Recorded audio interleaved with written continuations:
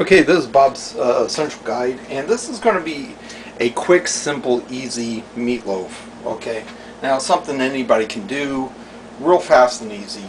The other meatloaf video I made took a lot of time because I spent a lot of time explaining a lot of details, which a lot of people aren't interested in. So let's just try to make a fast meatloaf. Now, this is a Bob style meatloaf. Now, basically, you can use cheap hamburger, like this kind of hamburger. Now, that comes in the rolls. You know what I'm talking about. This kind of hamburger. That's like $2 or $3 a pound. Real cheap hamburger. And I worked in a slaughterhouse once, so I know what cheap hamburger is. I know how it works. Cheap hamburger, it shrinks up. There's a lot of connective tissue in it, and so what you do is you add some grain to it to expand it out and make it tender and easy to eat and easy to digest, right? So you can use breadcrumbs. Normally it's like a big container of breadcrumbs, right? But you can also use rice, and you can use oatmeal. See, I'm going to use rice today. So first we make the rice, right? 2 and number 3 cups of water for the rice. Okay, we're going to make it a little bit more Asian. We're going to use sesame oil, right? Instead of olive oil, we're going to use a little sesame oil instead. See? Well, that's going to be good because we're going to use teriyaki sauce. Right, and see now, let's see. Oh, frozen vegetables. Yep, I mean, whatever you got in your freezer, frozen vegetables are a staple, and anybody can have that in their freezer at any time. Frozen vegetables are good just for a snack. So, let's see, let's put it in the microwave now for 20 minutes. Okay, here's the vegetables and rice, right? And we're going to mix it up.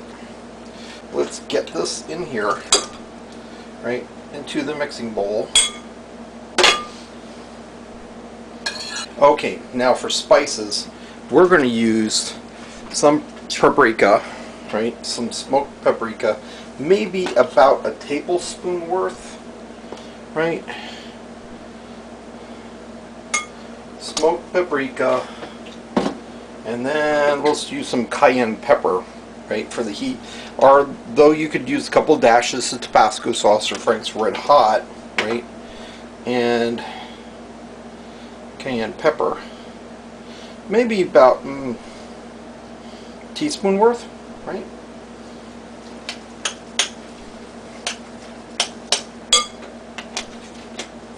And because we're using pork, we're going to use some fennel. And fennel and black pepper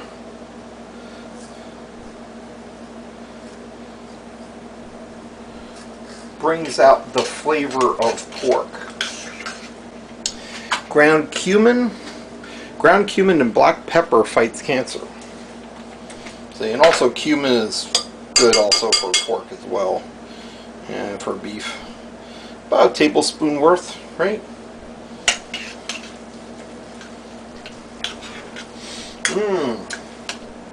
With the, yeah, smells good with the cayenne pepper, right? Okay, how about black pepper? Black pepper, of course.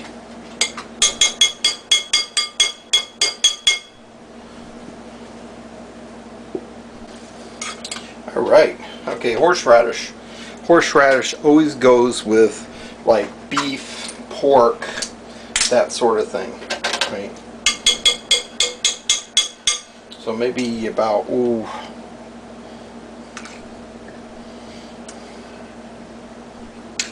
2 tablespoons worth. Garlic, minced garlic, okay.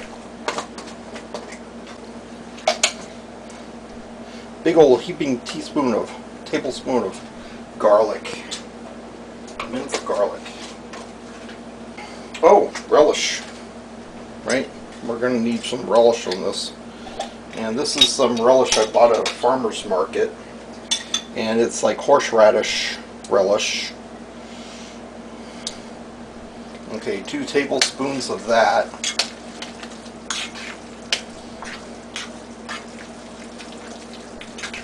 Okay. Of course, mustard. I have some mustard left over. I have to get rid of some honey mustard. And I'm going to use about 2, maybe 3 tablespoons worth. And I'm going to finish this up. See? So a can of tomato paste, and goes along with this. It's lycopene, which is healthy for you, right? And you're going to use ketchup on meatloaf anyway, right? So you might as well throw in a can of tomato paste, garlic, and vinegar. Tomato tasty. Tomato's good. Now,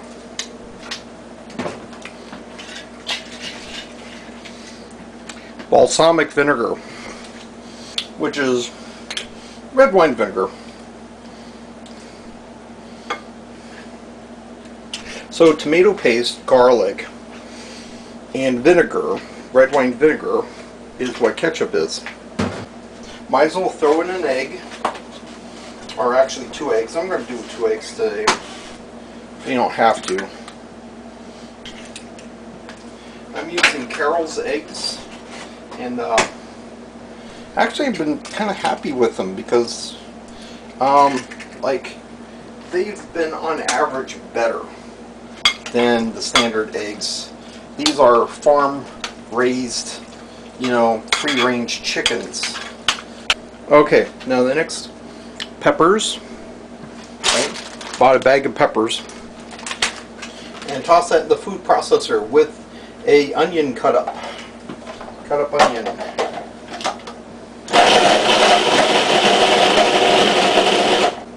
Now you dump the onions and the peppers in, pound of pork, and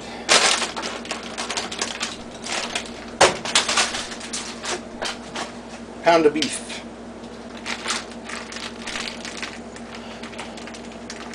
This will be, you know, maybe 3 meatloaves, and I'm going to keep them for a rainy day.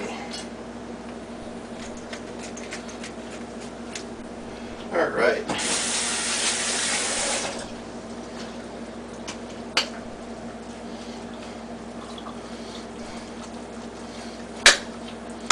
Now, pound of pork, pound of beef.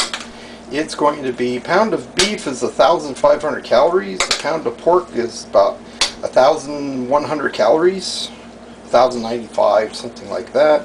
Pound of chicken is about 700. Pound of turkey is about 900. So you can see adding like a pound of beef with a pound of chicken, or a pound of pork with a pound of chicken, right? Turkey, you could, you know, do a holiday thing, turkey with a pound of chicken and a pound of turkey together to make a meatloaf for Thanksgiving, right? Because turkey sometimes gets dried out and there's those big muscle fibers that people hate, and you can add extra flavor. So meatloaf for Thanksgiving is a good idea. Now, this, right? We want to do a little bit of teriyaki here, right? But as you can see, it's kind of liquidy, so maybe the teriyaki could be used for something else. I don't know. Anyway,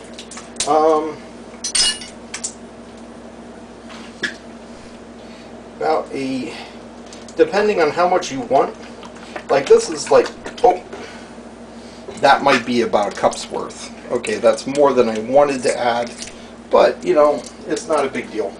I can deal with it, right?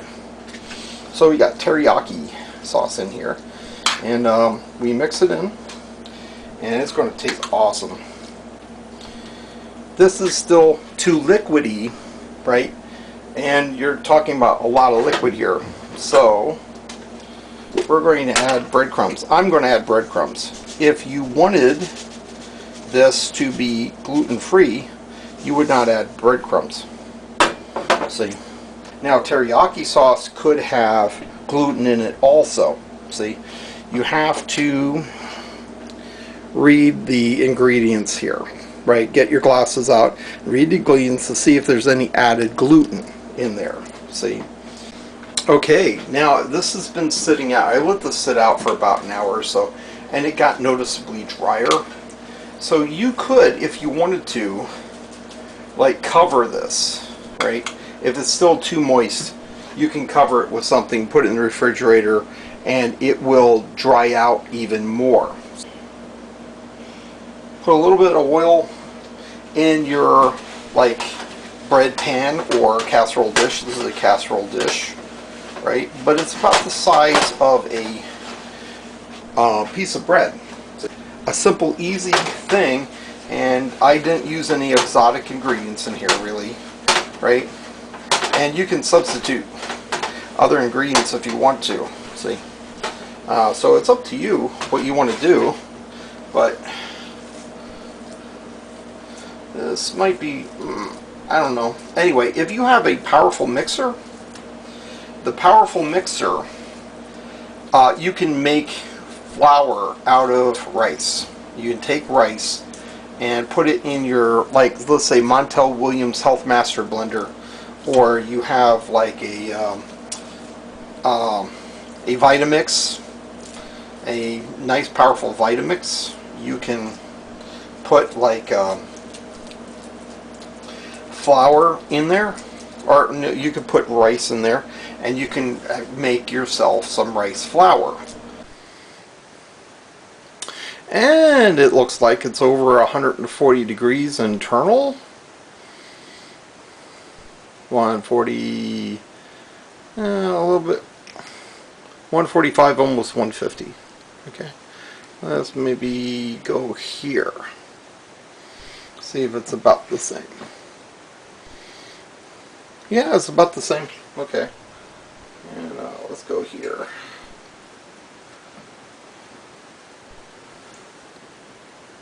And it's about the same. Yeah. Oh, a little higher, 155. Okay. Okay, so it's done. Now, this was beef and pork. This was beef and pork. So it has to be like 140, 135, 140, something like that. If it was turkey and chicken, it'd have to be 160. Okay, which means it would take a lot longer to cook it. So anyway, I'm going to pull this out, put the next one in, let it cool, right? When it cools, it solidifies, it becomes more firmer, and it'll come right out. It should come right out of the container there pretty good. But I'm going to put the next one in, set it for an hour on 400 degrees, and hopefully we'll hit the magic number the second time. See? Now, see, it came out pretty good. I like the color of it, right? It has more of a reddish kind of color. It didn't burn, right? You notice the little vegetables in here and little peppers in there, and the onions are translucent, so you don't see the onions, but you do taste them, right? So I would say basically success. It was pretty good. I like it. I ate the first one. I thought, what, way too spicy. And then maybe about the next day I thought I want another slice, and now I'm eating my third or fourth sandwich now so far. You know, because I'm kind of addicted to it. I kind of begin to like it pretty much. So it's it was a success. It was good. I used too many spices though. You can forego the paprika, the chili powder. You don't have to have those. You don't have to have the horseradish if you don't want to. You don't have to have a lot of this stuff.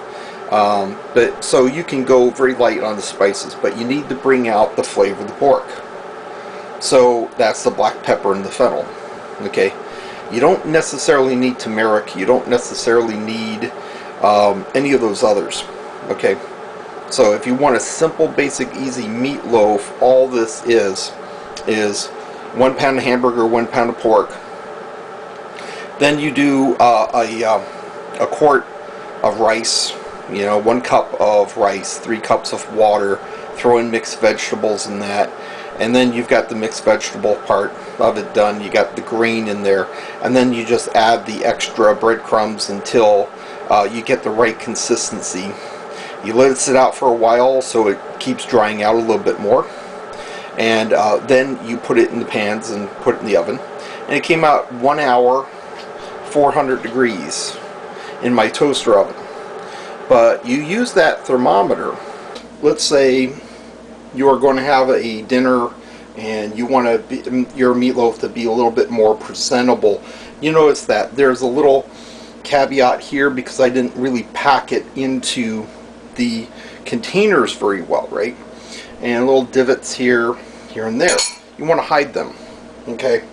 So you would take some grape jelly, a little spoonful of grape jelly in there, and some ketchup.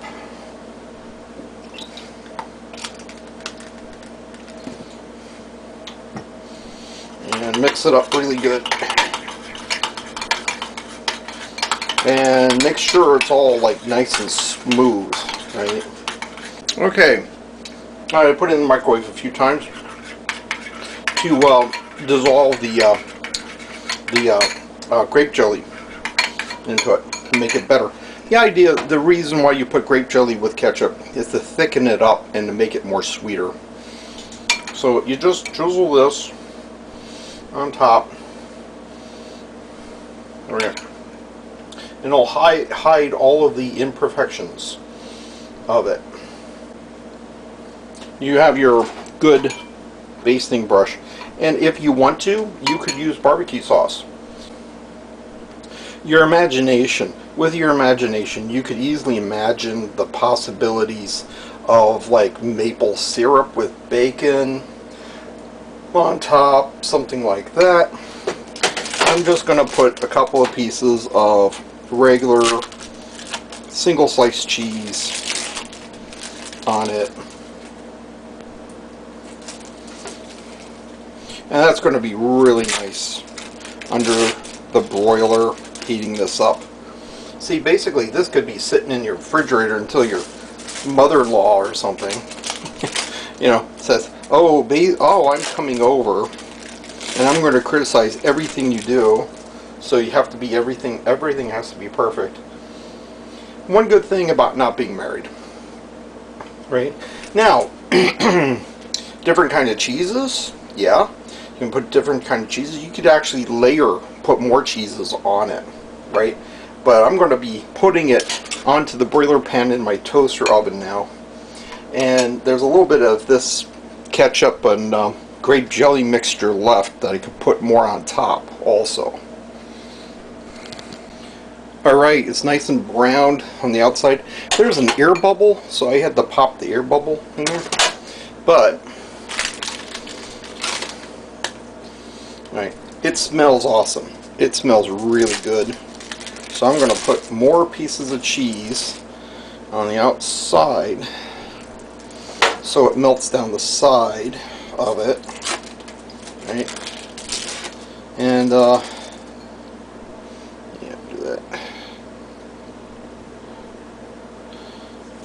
and then, see, I used the rest of the ketchup and the rest of the ketchup and the grape jelly to rebaste it again. And I'm going to put some sun-dried tomatoes on top. Sun-dried tomatoes. See, basically your imagination is the only thing holding you back. See, from making an impressive statement with meatloaf. Okay, this is what it looks like. Double layer of cheese. Let's look at it from all sides. Maybe this side looks better Okay, and all around, right? Isn't it freaking awesome? This is so good. It smells great. It smells fantastic. And put a double layered cheese on it. It's great. Okay, but this is perfectly presentable, and it's really delicious looking, and it really smells fantastic. So your mother-in-law will hate you for the rest of your life. So this is something you should do.